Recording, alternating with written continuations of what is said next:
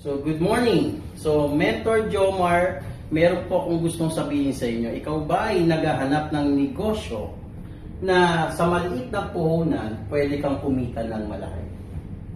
Okay? So, silipin niyo po si Yes to Healthy Life. Kasi si Yes to Healthy Life, meron po siyang kapital na 3,988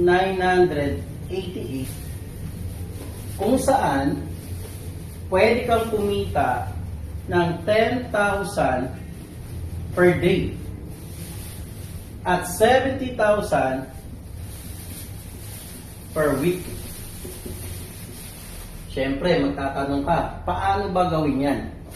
So, mag-comment ka lang dyan at i-share mo ang video na to. Baka meron dyan naghahanap ng opportunity or negosyo na may maliit na puhunan na pwede kang kumita.